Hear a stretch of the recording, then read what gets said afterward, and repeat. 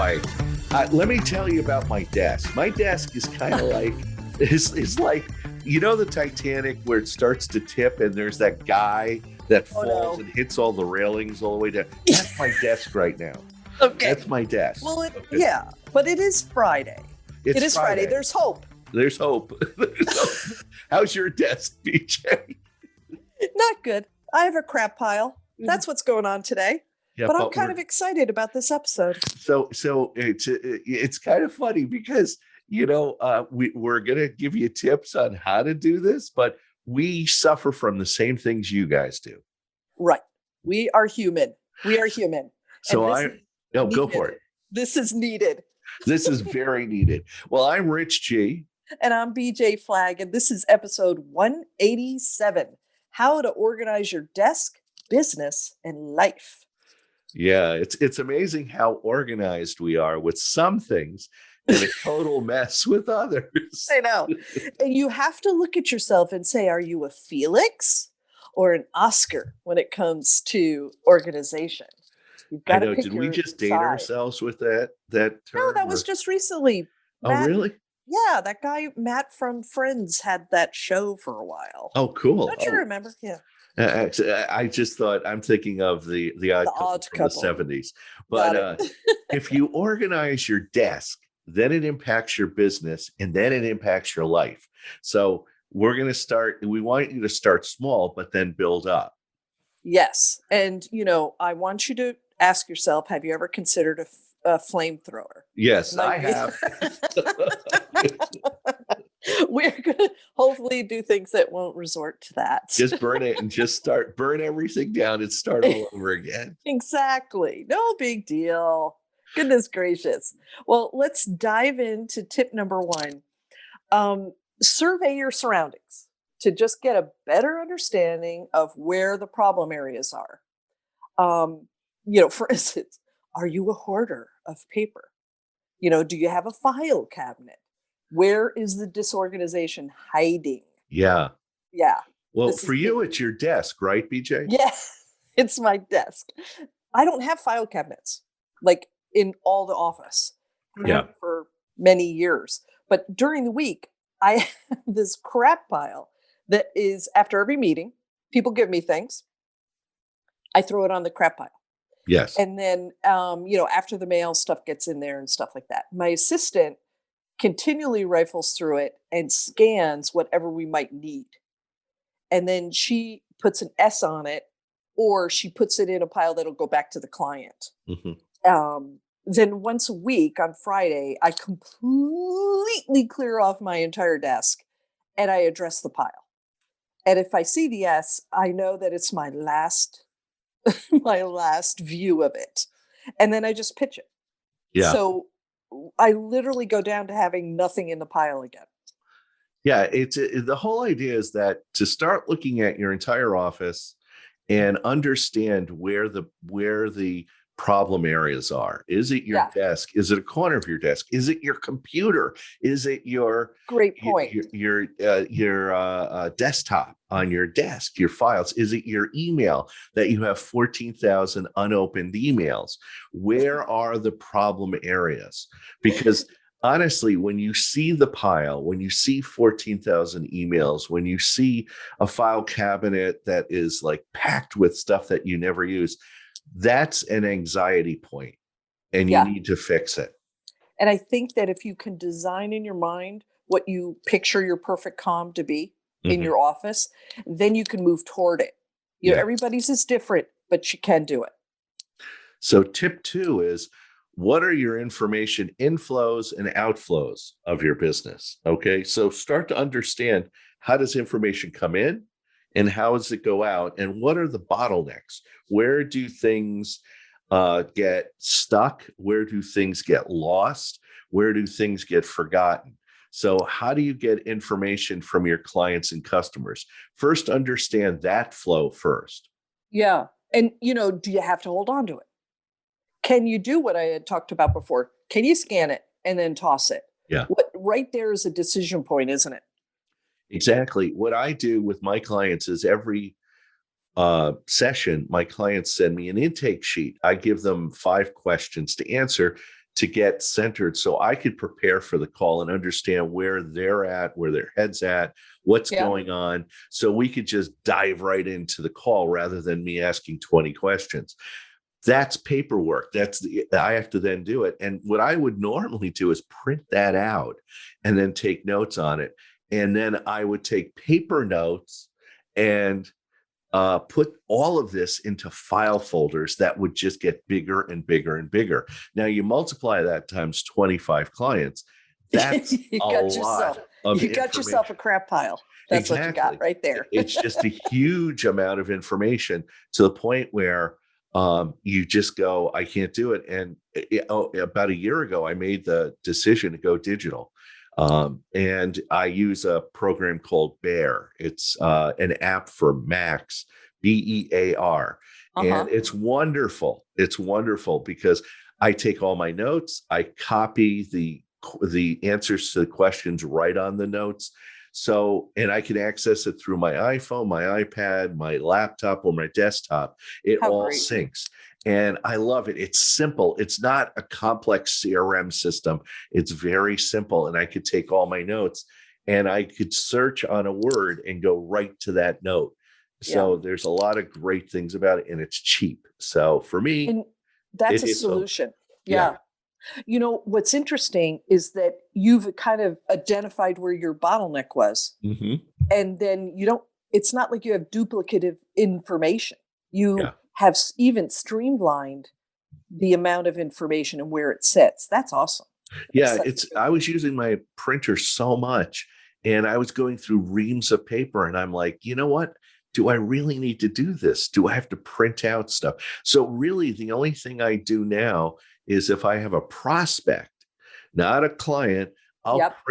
I actually print out their LinkedIn profile, the first page, and I take Oh notes my on that goodness. because I don't know if they're a client. I'm not going to make a note thing for a prospect. But if Right. they become a client, then they get their own folder and everything. But Yeah. I want you to understand how much paper do you usually use in a typical day or week? Like how many notes, how much Right. information, agendas, duplication do you use in a typical day? Do an assessment and see how much paper you actually build up. Yeah. And if you do that, I think you'll be surprised that even next week you could half it Yeah. easily just by using some of the digital solutions that could save your life. And what's interesting is a lot of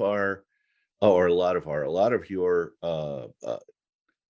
bottlenecks is usually because you multiply the information. You have a meeting and you make Right. all these copies of the agenda, or you have a design, or for me, it's like a handbook or something. How much are you duplicating the same information? Oh yeah, I had a client bring in twice his entire like kit of all his different things, and I said, "Oh, I don't need the second one. I have your other one." He goes, "Oh, well, go ahead and keep it."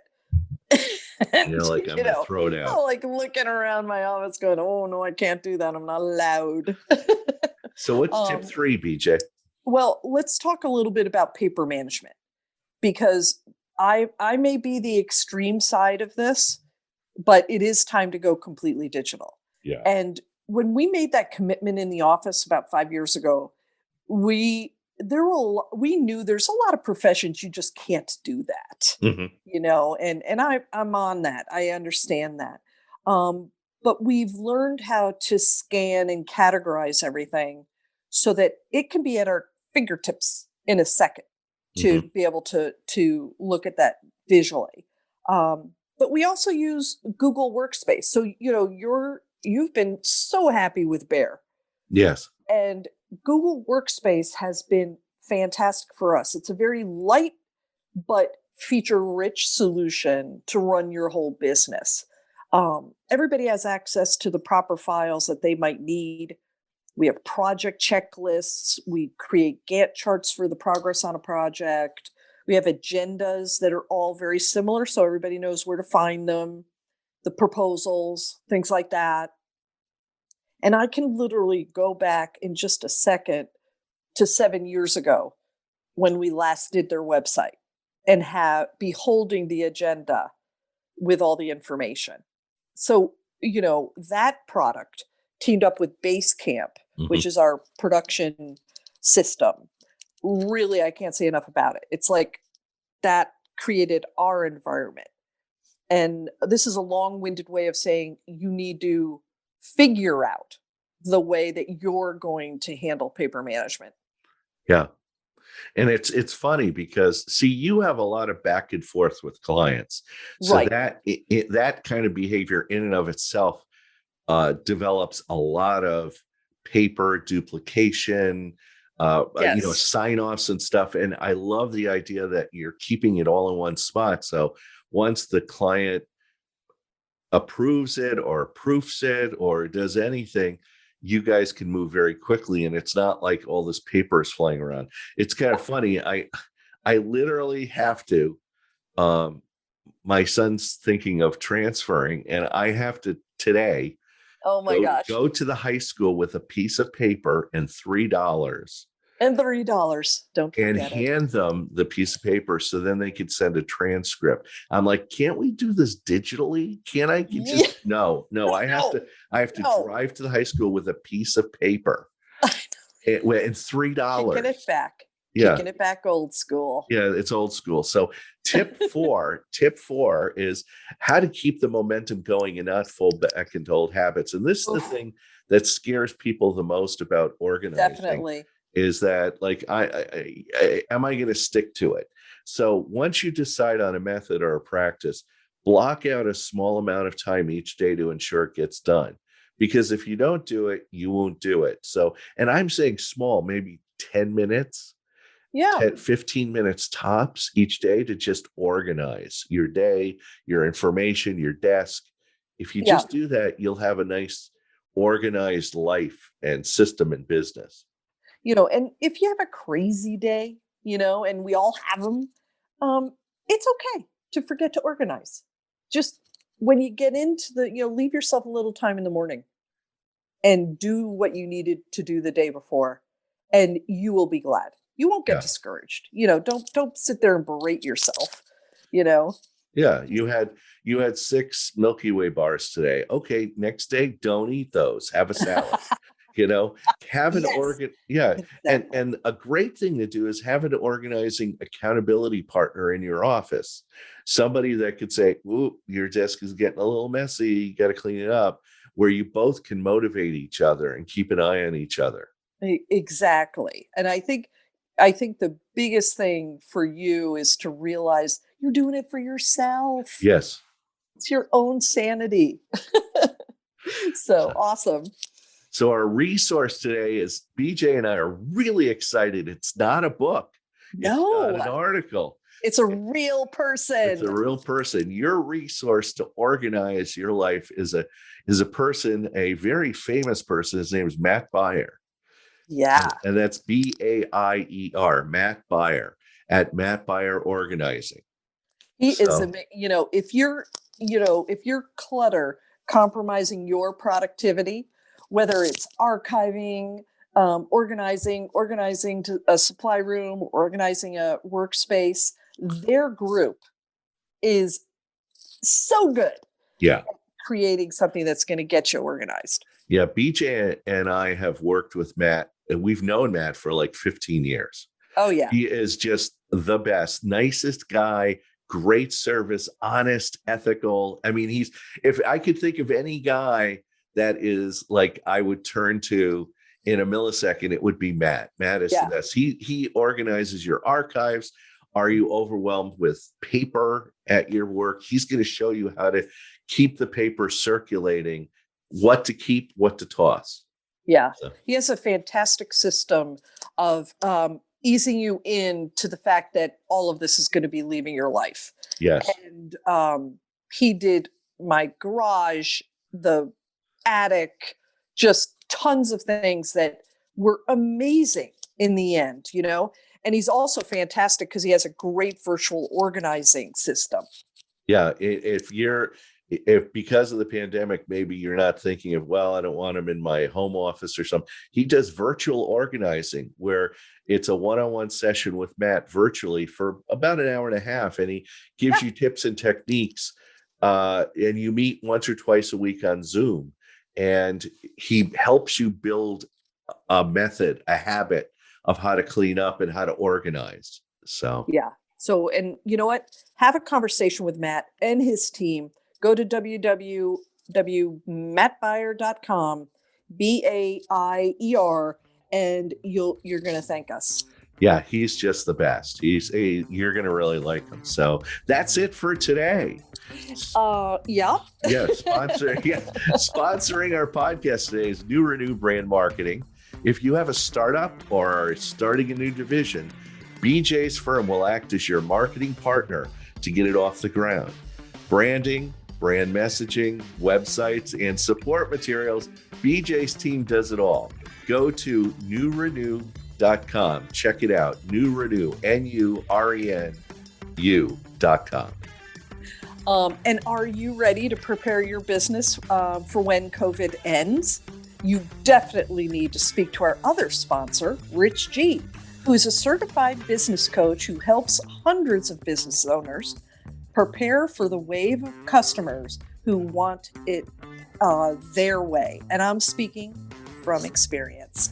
Schedule a free 30-minute conversation with richg.com and experience live coaching with Rich. I promise he will deliver at least one or two great ideas to make your business fantastic for 2021. Thank you to our producer and editor, Richard Scalzo, the man who makes everything happen, bringing you the best small business podcast every Tuesday. Have an unbelievable week. Catch you later.